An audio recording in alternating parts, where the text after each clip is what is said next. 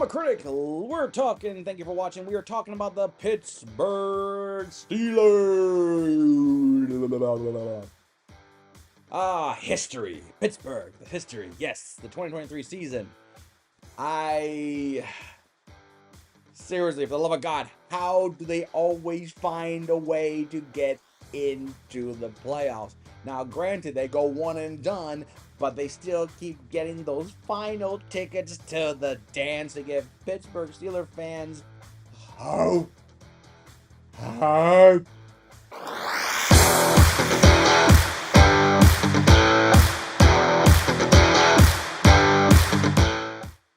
Wow, that's a yellow hat. Wow, that is yellow. That's a yellow hat. I know I bought it, but still, that's a yellow hat. Oh, Pittsburgh. Blah, blah, blah, blah. Pittsburgh. The Steelers. Now, as much I criticize the Steelers on how they made the playoffs, I honestly thought they would have been a better team than they were. I thought Pickett was going to showcase, his second year success, not a sophomore slump, or Mitch Trubisky would definitely have been more as a, why did we even consider him at one point in our lives? No. Pittsburgh was a team that went 10-7, but I thought they'll be 11-16. I thought they would have been better, and I was really banking on the fact that the Steelers' defense was going to be the main catalyst moving forward, and I thought Harris running the ball was going to be the reason the Steelers were formidable, and Pickett was going to, pick his best plays, and they would have been successful with their offense. I thought Pittsburgh, I'll admit I was a little bit high on the Steelers because there was just something about them thinking they always sneak in at the 7th seed, they always sneak in. What if this time they just punched their way in and said, we're taking it by force? They didn't. They still snuck in and got one and done, to the point that it was kind of pointless, because if they're watching the Steelers play in the first round, it always feels like they made it and they're out of gas. So, I'm sorry, Pittsburgh. You have a great defense, you have a great player, which we'll talk about him soon enough. But Pittsburgh, your season was just surprisingly well for what we actually shown on the film, on the TV. I feel like the team was better on paper than we saw live. So let's go to your best game. And looking at the Steelers season, I'm trying to be nice. A lot of your wins were against good teams, but some of them were not good at the time you played them. But the one team that I felt like, okay, this is a game that I felt like showed the promise of what Pittsburgh could be, and it happened right at the middle of the season, Week 7 versus the Los Angeles Rams. That, to me, I felt like it was your best game. Now, granted, we started hearing about this young wide receiver in Los Angeles and the Rams that was starting to flex his muscle, but we did not really appreciate him as much until later in the line. But we did show his flashes, as Puka Nacua had 154 yards on 8 catches. So, good thing he wasn't at, his full confidence build by that time. But this one, Pickett and Stafford went head-to-head. They both had 230. Stafford had 1 yard more than Pickett, but they both went back and forth. So a nice boxing matches. The rushing attack was roughly even, 53 yards to 63 yards, 66. They went back and forth. Pickens had 100-yard receiving too. So they both teams were going at equal punches. The big catalyst was really the Rams just not executing, and the Steelers did. The Rams at most points had the game comfortable. I watched the game. It didn't really show like, okay, the Rams, you could, finish the Steelers. And the Steelers, you're still hanging around. And we all know that even bad teams, if you let them hang around long enough, they just get that nice, that nice hook, or the nice uppercut, or even get that nice clean jab right in your face, and you stumble, and that's when they will polarize you. And I feel like that's what the Rams allowed, in the disrespect to the Steelers a little bit. The Steelers woke up in the 4th, and the Rams were just like, we got this. And when they got bombarded with those, those jabs and those hooks and those punches, boom, boom, boom, the Rams got overwhelmed, and eventually led to a 14-point swing in the fourth quarter for the Steelers, giving them a 7-point win against the Rams on the road. That to me, now granted, that's been a theme of Pickett in his rookie season, where their Steelers would just look nah, and then fourth quarter, bam, uppercut, and they win the match. But to me, that's the theme of the Steelers. But this one, the Rams were a much, I guess, I mean, they were still a 500 too. They were still, they're both reflecting. But this was like, okay, the Rams team. The Rams had Donald. The Rams have Stafford. The Rams got this new receiver. They got Coop. They just came out from they're not that far from a Super Bowl win. So this is still the same team. You have a brand new quarterback who's in the second year, and we're all thinking, sophomore slump. And you come in there and you just kept holding, you kept holding, you kept, you kept it, and then you finally got two good jabs in there and ending with an uppercut, and you guys beat the Rams. To me, not the cleanest victory, but I feel like I have to appreciate that, yes, some quarterbacks may not be as great first four quarters, but they can still keep you in, and then they can finish off at the end. You cannot 100% say suck or lame, even though we all know that he's not there anymore, and the Steelers have two new quarterbacks. So, but best game for me, Brazilians. Your worst game, guys. Now, your worst game is I'm going to be opening an old wound that I think a lot of you were thinking, no, he's gone. The bad man's gone. You're right. The bad man is gone. But I feel like with you openly saying that, I can't help but ask, then what happened week 14 versus New England? What happened, guys? Billy Zappe. You got zappied! A slang that will never catch on. But Billy Zappe threw for 3 touchdown passes. And the offense, now granted, you had Mitch Trubisky. And you thought with the amount of holes and the fact that the Patriots had the 3rd overall pick, you just can't help but feel like, really? We're going to lose to the Patriots when the Steelers at the time had a prime position to potentially get a stronger foothold in their playoff position.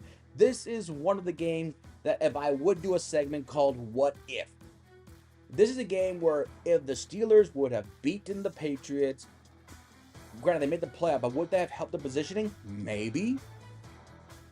Maybe momentum would have shifted. But you lost to a team that had 10 losses coming into your home stadium. And you let Billy Zappe, a quarterback that's been flip-flopping of cool, not cool, weak,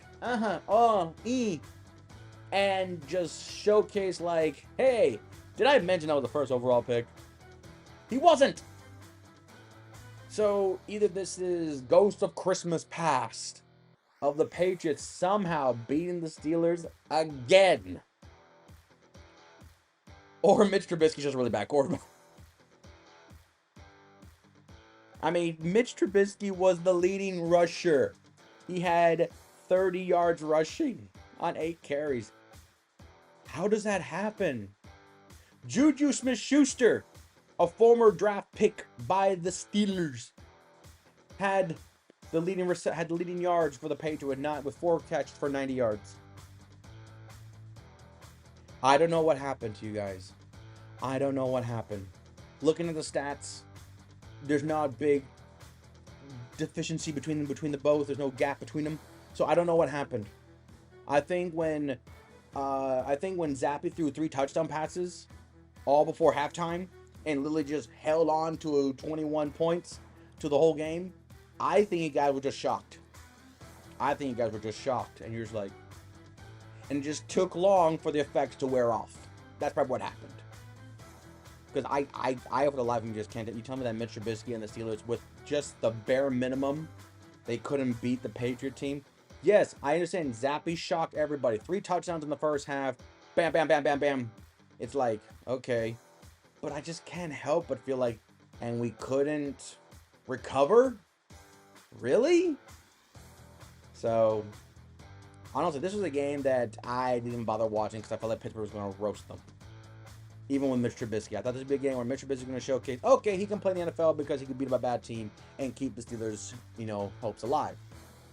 But when I heard Billy Zappit threw 3 touchdown passes in the first half, honestly, I was like, maybe I will just watch it and see what happens. But then I watched the second half and I was like, oh, this is just, it's a slow burn with no payoff. Even then, I was thinking, well, maybe they can pull up a last-second heroic and just say, hey, we won. Yes, it sucked, but we won. Nope, didn't happen. Sucks. Hated. But that's in the past. You still made the playoffs. Pedro nowhere near. And we all know that Pedro get one of the top quarterbacks in the draft, and we'll see what happens next year.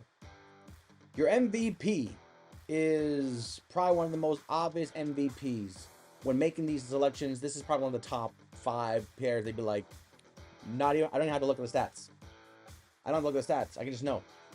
Your MVP obviously goes to TJ Watt. I think that... No. Okay, for some reason, maybe that was my first defensive player, but no, I did put Winfield for the Bucks. Wow, very interesting. Very interesting. But yeah, TJ Watt, 19 sacks. This is a guy that he just reached 100 sacks. Fastest than any other player to do that. And we witnessed it. I remember when he got drafted out of Wisconsin. And now I'm seeing him now going, wow, this guy has already have 100 sacks. This guy is the identity of sacking quarterbacks. This is a guy that, yes, he does other things very well. Yes, he's a captain. Yes, he has the resilient energy of a Watt, just like JJ. It's just amazing to see a guy be such an assassin of sacking quarterbacks that when he's not in, the other 10 players for some reason drop like 50 points. Like his presence, even if he didn't make the sack, just his presence there, I can't help but compare him to Thomas and Taylor of their day, where when I heard stories of quarterbacks saying that when they get on the field against the Giants, they say, look for 56, find Taylor, where is he? And sometimes they'd be like, he's on the sideline, and they'll be like, oh, thank God. Oh, thank God, he's human. He needs a breath. So now I am worried about his injuries, because when he gets hurt, the Steelers drop on their defensive side. So I am worried. I think he has cemented it. Now, there's always that feeling of, would he leave to go get a ring? I don't know. I don't think he's that kind of player, because I feel like JJ probably would have done it. If JJ didn't do it, then maybe TJ won't. But I'm just looking at this going, this guy can go. This guy could, if he wants, he can say, I want to go to San Francisco. I want to go to Kansas City. I want to go to Dallas. I want to go to Philadelphia. I want to go there. So, but TJ to me is the heart and soul of Pittsburgh in today of defense dominance. He's up there with the great defensive players of Pittsburgh history and is done in 2023 and 2024 and on. The grade for the Pittsburgh Steelers, even with everything you happen, you barely made the playoffs. Quarterback play was atrocious. Now, I give the Bengals a B because they got a bum deal. What is your excuse, Pittsburgh? I'm giving you guys a C because I just can't believe you guys made the playoffs. I just can't believe you guys still managed to find a way to win. I just can't look at this team and think, this is the team that I don't know what they're doing. Is the schedule? Is it a ref ball? What is it that's keeping them alive? I don't know. It's a mystery that even Area 51 classifies as top secret. I don't know how, and I think Pittsburgh Steelers fans are starting to get the fact that we can't keep winning like this.